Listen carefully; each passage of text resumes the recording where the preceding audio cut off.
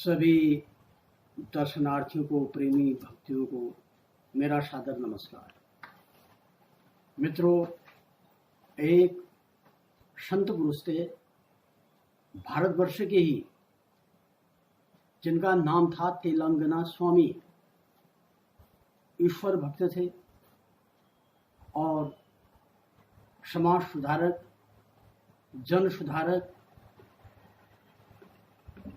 हर प्रकार से एक पथ प्रदर्शक, जो एक गुरु का काम होता है, ऐसा काम करने वाले सज्जन पुरुष।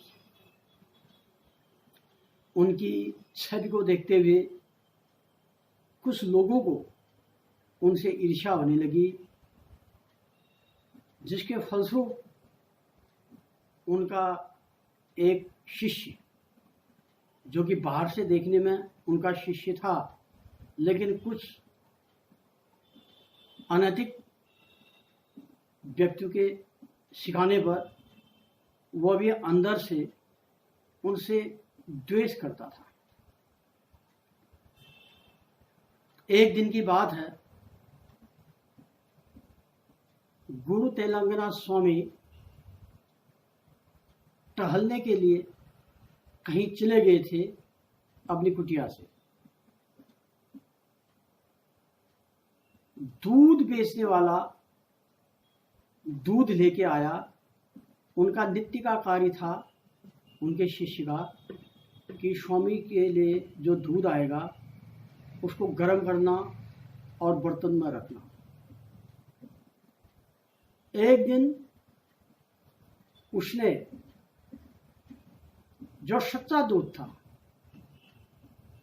उसको गर्म करके स्वयं पी लिया, और जिस बर्तन में वह रोज स्वामी जी के लिए दूध रखता था उसमें चूने का पानी डाल के रख दिया।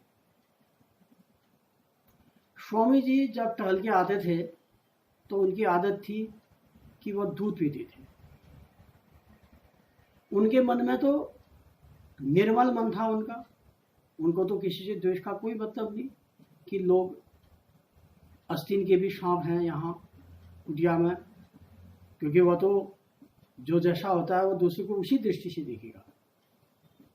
भगवान कृष्ण को किसने बालक रूप में देखा, किसने शत्रु भाव से देखा, गोपियों ने दूसरे भाव से देखा। जिसने जिस भाव से भगवान कृष्ण को देखा उसको वह उसी भाव में मिली, प्राप्त हुई, उद्धार हुआ। तो तेलंगाना स्वामी आए, उन्होंने उस कटोरी में जो चूने का पानी रखा था अनजान में उसको पी डाला। जो उनका शिष्य था जिसने ये करामात किया था वो वहीं पर बैठा हुआ था। अब जो ही तेलंगाना स्वामी ने वह दूध पी लिया तो जो शिष्य था जिसने ये छल किया था उनके साथ, वह तड़फने लगा। तेलंगाना स्वामी ने कहा, दूध के रूप में चूने का पानी तो मैंने पिया, क्योंकि वह तो संत पुरुष थे, वह तो अध्यात्म से जुड़े थे, अंतरात्मा में उनका ईश्वर का वास है। वो तो समझ रहे थे कि इसकी गलती है, क्योंकि चोर की दाढ़ी में तिनका, ये आप जानते हैं। तो तेलंगाना स्वामी ने कहा, दूध के रूप में जो चूने का पानी था वह तो मैंने पिया, लेकिन जो उसकी जलन हो रही है वह तुम्हें हो रही है। क्यों? कि जब हम किसी प्राणी की आत्मा को कष्ट पहुंचाएंगे, मनुष्य तो रहे बहुत बड़ी बात, किसी छोटे से चींटी से आदि तक, तो उसका असर उस व्यक्ति के आत्मा में भी होगा। आत्मा का संक्रमण नहीं होता है। आत्मा किसी दूसरे शरीर में प्रवेश होती है, वाशांश जीर्णान यथा व्याय नवान गृणाति नरोपराणी तथा शरीरान विहाय जीर्णा न्यान संज्ञाति नान देही। ये तो है कि आत्मा ने दूसरा शरीर धारण किया, जैसे फटे वस्त्र को हमने अलग कर दिया फिर दूसरा नया वस्त्र धारण किया, ये तो बात अलग है। तब तो आत्मा दूसरे शरीर को धारण करती है, लेकिन प्रत्यक्ष जो आत्मा है उसका संक्रमण नहीं होता है। जैसे एक बहुत बड़ा दीपक है, जल रहा है, और आपने 1000 दीपक जलाने हैं, एक ही दीपक केवल जला हुआ है, तो आप उसमें क्या करेंगे कि 1000 तिल्लियों को बर्बाद न करते हुए आप उस एक ही दीपक से उन 1000 दीपक को जला सकते हैं। जैसे उस बड़े दीपक से एक दीपक जलाया, फिर उससे दूसरा, फिर उससे तीसरा, ऐसे एक बड़े दीपक से 1000 दीपक आपके जल गए। वहां पर संक्रमण तो नहीं हुआ, लेकिन आपने उससे मदद मांग करके वहां से उन दीपकों में उस ज्योति का प्रवेश करा दिया। तो इससे यह बात आती है कि जो दूसरे को कष्ट देगा, आत्मा उसको भी कष्ट पहुंचाएगी, क्योंकि एक ही आत्मा सभी के अंदर है।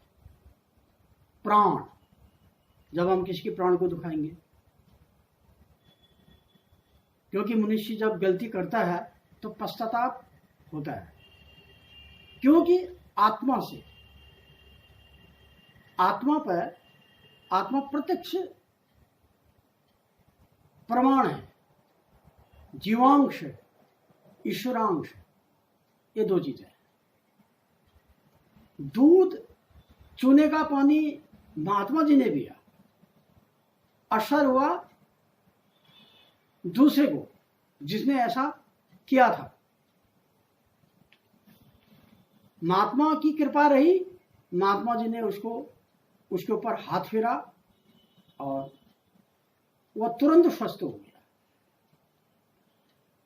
तो महात्मा जी ने कहा कि बस यही संसार में है, जो दूसरे को कष्ट पहुंचाता है इरादतन, कष्ट उसको भी होता है। अतः व्यक्ति को हमेशा आत्मवत सर्वभूतेषु यो जानाति स पंडित, सभी आत्मा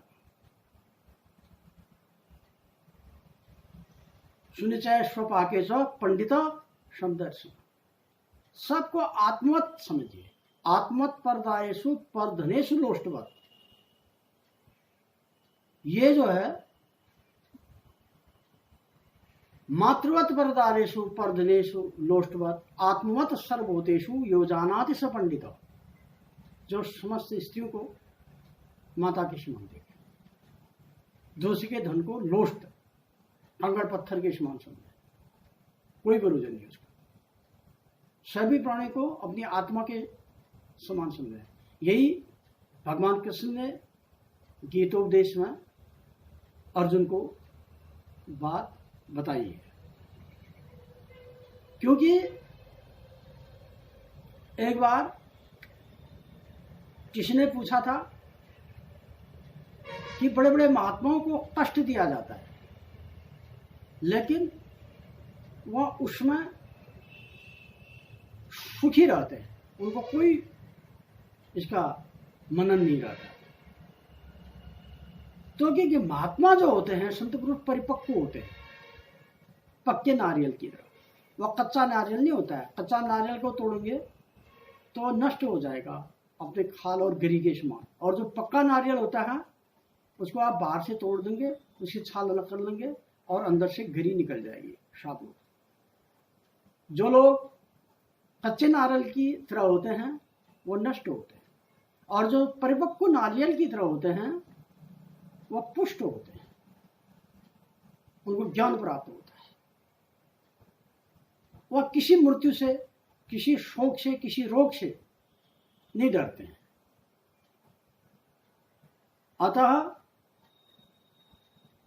शरीर जब तक मिला है तब तक व्यक्ति को ईश्वर भजन करना चाहिए,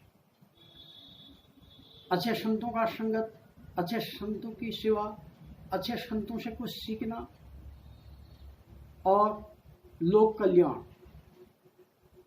किसी भी प्राणी की आत्मा को पीड़ा न पहुंचाना, यही धर्म है, यही सनातन धर्म है।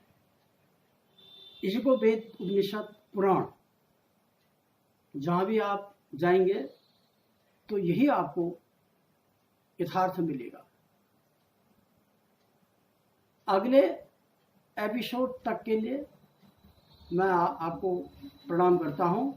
फिर दूसरे कार्यक्रम के साथ मैं आपको पुनः मिलूंगा। तब तक धन्यवाद।